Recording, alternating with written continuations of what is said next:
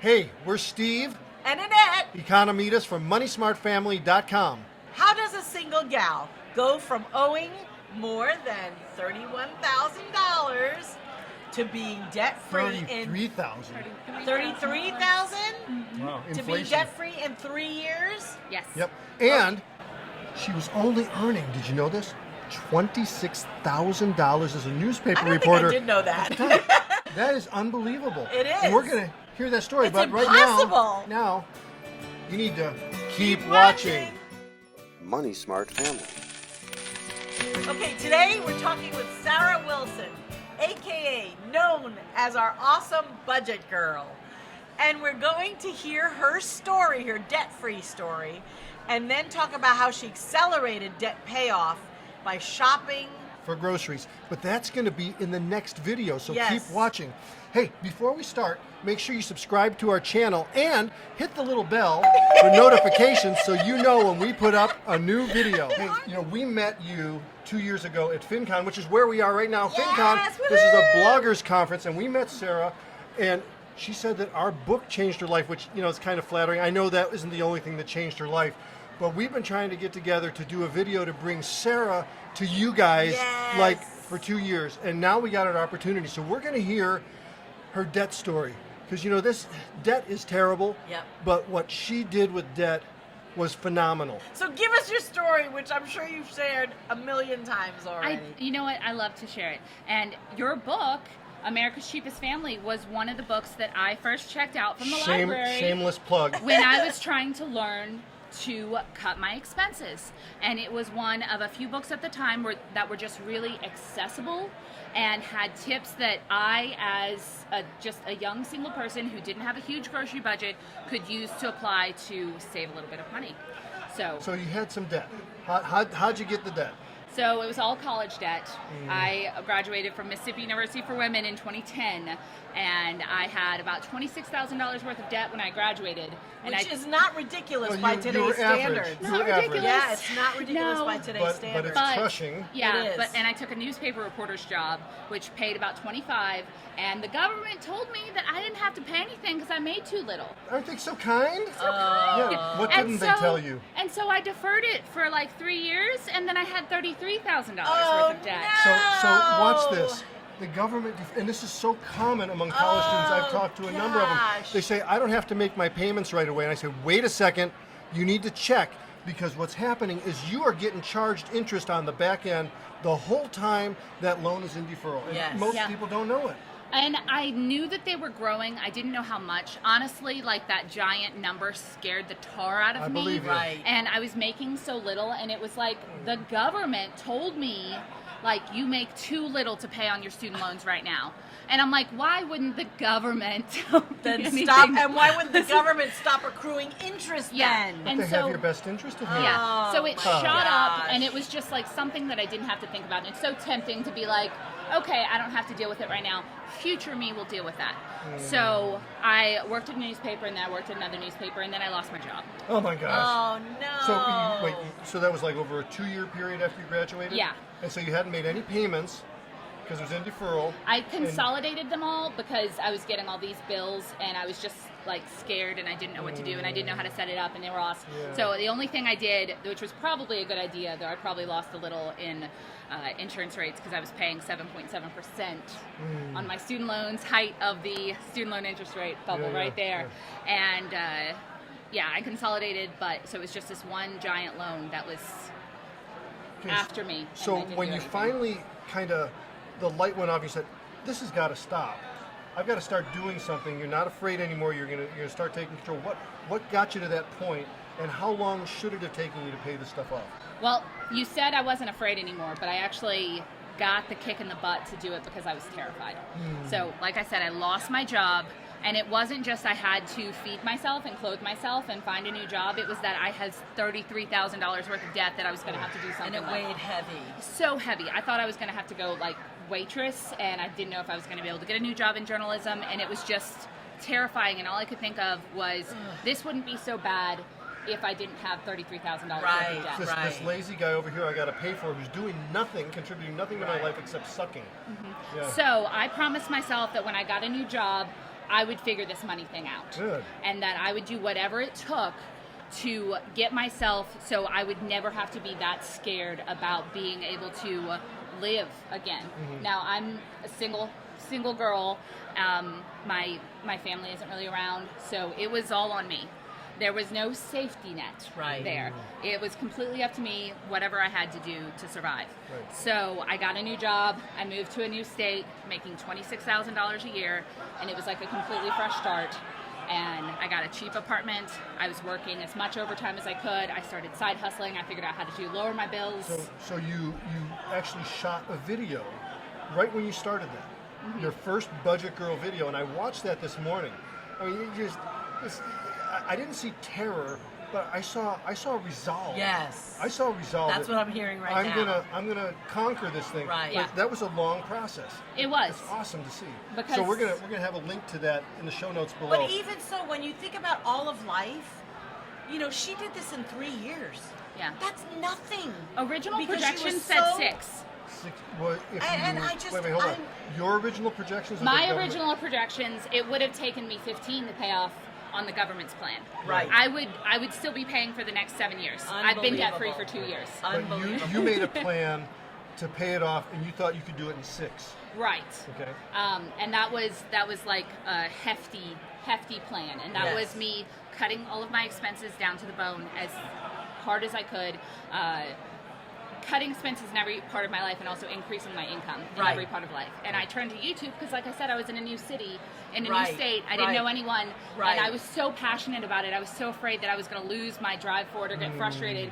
So I decided to use the internet as an accountability partner. Now, Sarah, is this when you said you got a new job? Is this the one at College Station? No. I was working for a newspaper down in Louisiana. Oh, so this was back when I started. Okay. Yeah. All right. Wow. Yeah. Crazy. So, and I even said when I started my video blog that I would put the amount of debt that I had in the title of each video until I became debt free. And you did that. Yeah. So every single time I posted, it was like $33,815, and then the next time I posted, it was $33,500, and maybe the next time I posted it was $33,560 because it's freaking interest. Right. Right. What's wild is, okay, you had a plan, and you're measuring your baby steps, your steps, and it's going to start speeding up. And what we've seen is every time somebody makes a commitment to be debt-free, they have this expectation that's going to take this long. But it gets shorter. Magic happens. Yes. It just well, happens. I'm done. I have a question. That's just killing me. I need to ask it. Okay, so Sarah, you said you started picking up some side hustles. So you were working your job, you were working overtime, but then you integrated some side hustles. What were they? Side hustles fascinate me. I know, they're so much fun. Yeah. So, and at this point, YouTube wasn't a side hustle yet because I wasn't making any money off of it. Right. So I did pet sitting. I did dog training, even though I have no qualifications other than the fact that my dog behaves. That's awesome. I did secret shopping for a couple of different companies. Mystery shopping? Yes. So the main ones was I went to Cane's every single week and I ordered a box meal, and I had to time how long it took to come out, count how many chicken tenders there were, talk about, and I made like $6 every time I did it. But I also got a free meal. Yes. So that helped my grocery budget and helped contribute to. How long did you do mystery shopping for? About 2 years. And did over time did you get higher paying gigs, or was it still about the same? It was always cheap gigs with mystery shopping. The best one I did was actually I went to Walmart gas stations and I bought cigarettes to see if they would card me. Oh, you're kidding me! I made like $20 every single time. Oh, and my also, God. And then you could sell the cigarettes. I did, though I recently found out that is very illegal. And that I should not have been reselling the cigarettes without a license. So if you go into the post office and you see her picture on the billboard, just know that she's confessed. That's hilarious. So every time I went and did that, I made like $25 because I made $20, and then I sold the cigarettes to a coworker who smoked for $5 because it was cheaper. I love it. But yeah, I was very recently told, Sarah, I'm pretty sure you can get into a lot of trouble for selling cigarettes without a license.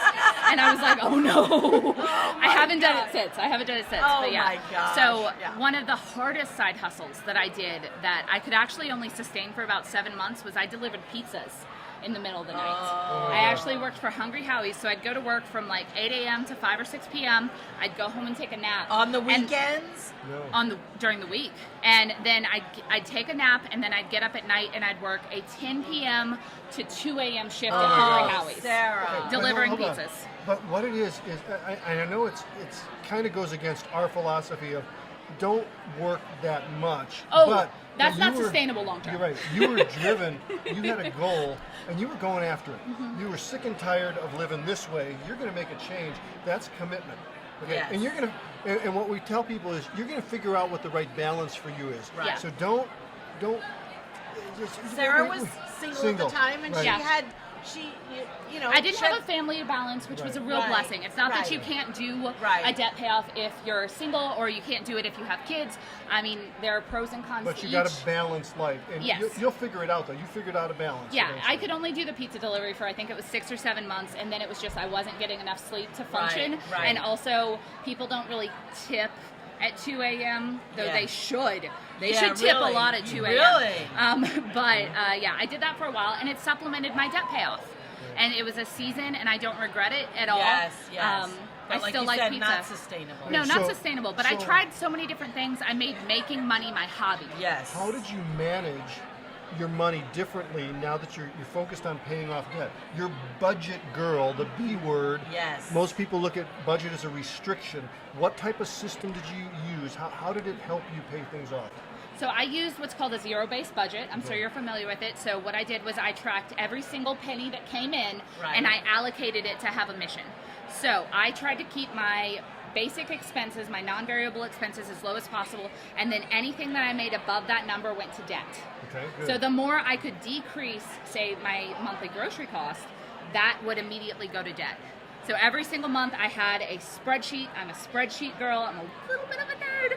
And I counted every single penny that came in. And then at the end of the month, whatever was left over, I threw exactly Was at debt. savings one of your categories? I saved $50 a month for 2 years in case something happened. But I Good. did have a $2,000 small emergency good. fund in case of issues. Good. Okay, so emergency funds, and we have a video on how much to save for an emergency fund, how to build it. It took us 5 years to build our Right. 6-month Yes. emergency fund. It was just a little bit at a time, and we Right. have purposes for all that, so you can watch that video. And that's the first thing I did once I got out of debt is I saved up 6 months worth of expenses, which is about 10 grand for me. And now that just sits there in case of a major emergency or I need Medical issue, Yeah, yeah. medical issue. I lose my job. God Right. forbid again, anything like that. But you said you had this zero-based budget, so you had the spreadsheet. All of the money was in the bank account, right? Mm-hmm. Or did you use cash envelopes for some? How did you? Or did you have multiple bank accounts? I used the Capital One 360 several accounts. You know, one was for my small emergency fund, and I had a couple of sinking fund accounts. But almost everything came in and went out of the same checking account. I tried cash envelopes. I love that they work for some people. They don't work for me because I tend to borrow between envelopes and then I don't know what happened. That's okay. That's okay. I used a debit card you Okay. figured it out. and then That's counted what that we with do. my budget. Okay, That's before what we we do. finish, I want to know about the debt-free day and what you did to celebrate. And I know it wasn't the exact day, but I want you to tell me what you did. Tell us what you did. So the day that I became debt-free, I left work. I now work in College Station, Texas at Texas A&M, which is a great, wonderful job.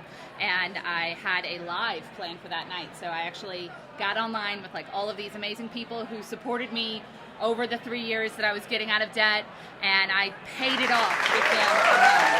And it So was... what, you actually wrote the last payment or sent the last payment? I in? sent the last payment in online Oh, while I was on there, and I that's pressed the button and I so- did my own little debt-free scream in my apartment. Oh, that's It so was awesome. It was amazing, and then I took myself out to dinner at actually a very nice restaurant, and in town, and I got like a filet mignon and some a creme brulee and some truffle mac and sounds cheese, and I can wonderful. still taste it. And I think it was like a $60 meal, which I had never paid for before. Like I've never had a $60 meal before. Yes. I have since, but I mean, I'm no Rockefeller. It happens every once in a while. Okay, and then That's then awesome. you went on and you contacted Dave Ramsey Yes. and you shot this video Yeah. of you doing your debt-free screen. Count it down. Let's hear your debt-free scream.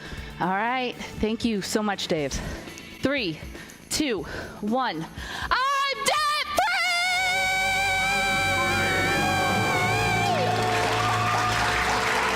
That was was the most amazing day, and everyone in Dave Ramsey's studio is so encouraging and helpful, and it was just so cool to go there and scream in studio. That's Yay. awesome. I'm so glad Okay. we got together. We're going to shoot Yes. another video in a minute, but for those of you who want to connect with Sara, they can reach you at...